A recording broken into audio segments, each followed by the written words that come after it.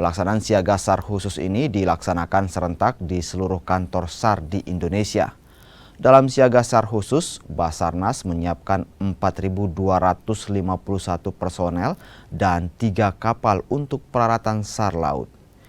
Siaga SAR khusus Natal dan Tahun Baru ini dilaksanakan selama 16 hari dan diintensifkan pada puncak arus mudik Natal mulai 23 sampai 24 Desember dan puncak arus balik tanggal 25 dan 26 Desember 2022.